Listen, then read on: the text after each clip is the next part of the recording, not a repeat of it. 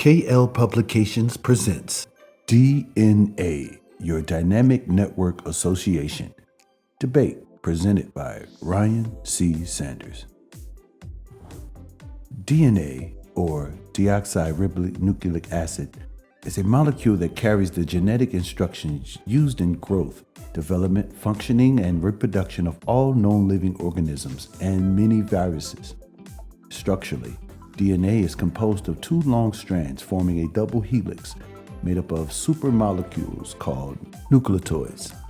Each nucleotide consists of a sugar, deoxyribose, a phosphate group, and one of four nitrogenous bases, adenine, thymine, cysteine, and guanine.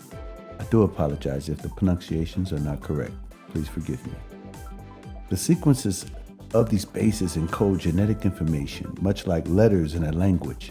Specific sequences, called genes, contain the instructions for building proteins, which are essential for the structure and function of cells.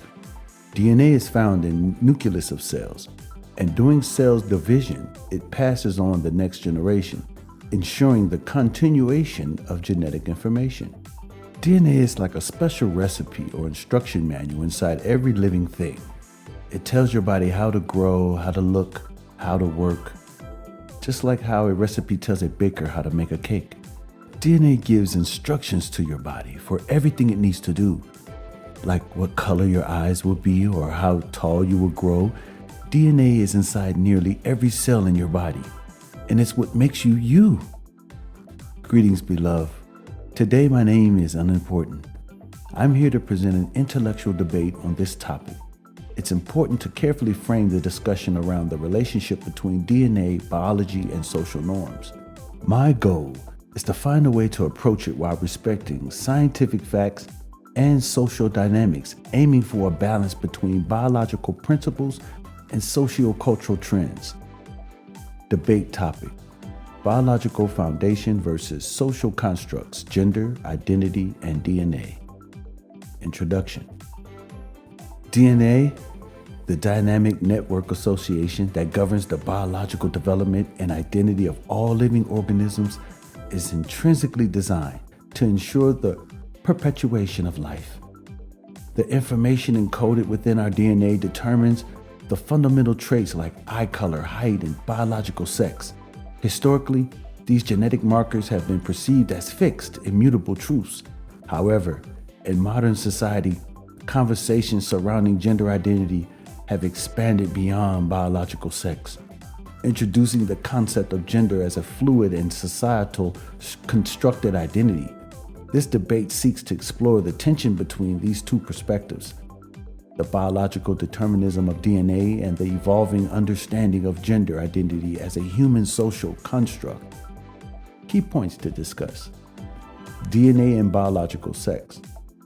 DNA dictates biological sex through chromosomes, XX for females and XY for males. This genetic makeup influences physical development, hormone levels, and reproductive function.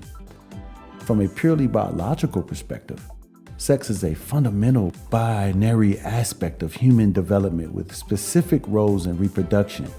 Gender, however, is increasingly being recognized as distinct from biological sex, with individuals identifying as male, female, or other gender categories based on their personal, psychological, and social experiences.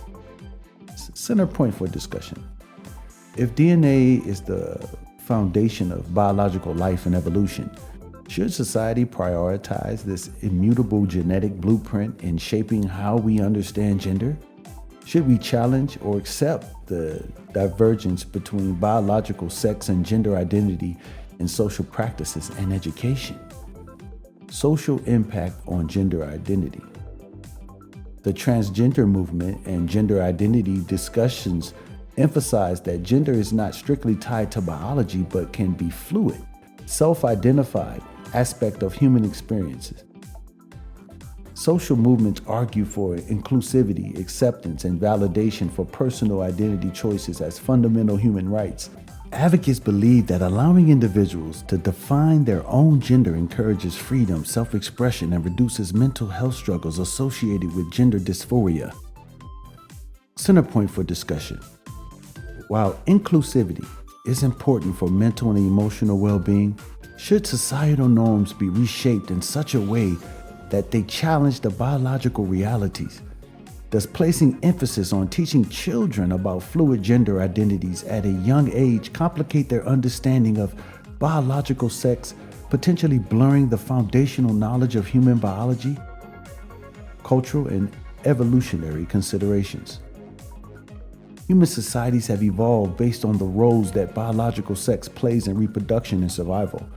Aspects like parenthood, lineage, and the continuation of species are all biologically rooted in the male-female reproductive system.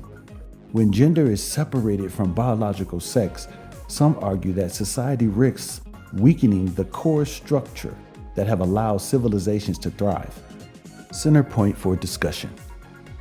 Is it counterproductive for society to blur lines between biological sex and gender identity? Could making exceptions and adjustments for gender identity create confusion around natural laws and hinder societal growth? Or does it encourage progress by acknowledging individual autonomy and diversity? Nature and the respect for biological systems. Nature operates based on a delicate balance of systems, with DNA being central to all of this. Some argue that promoting gender identity changes as a norm, particularly in children, disrupts a deep-seated respect for these natural biological processes. Just as the environment follows ecological rules for balance, should human societies similarly honor biological systems, refraining from teaching young generations that altering these systems is a normal and acceptable practice? Are we socially disrespecting nature by promoting gender fluidity to the point where it becomes normalized in the education of children? Is it more appropriate to recognize and respect the natural order while allowing personal freedoms, while making such concepts a central focus in societal instruction? Education and influence on future generations. Teaching children about gender identity is often framed as fostering acceptance and reducing discrimination. However, opponents argue that this emphasis may inadvertently teach children to question their biological identity at a critical developmental stage, potentially leading to confusion about fundamental aspects of who they are. I merely detest the very fact that it seems as though people who have identified with an accepted version of the ego now rather fight for a category on the list rather than honor the sanctity in guiding our continued existence. Should society maintain a strong focus on biological foundations of sex with an emphasis on teaching children that biological sex is immutable while acknowledging that gender identity can be explored by individuals without it being a societal priority? Conclusion. The intersection of biology, DNA, and evolving societal constructs presents complex challenges for modern societies.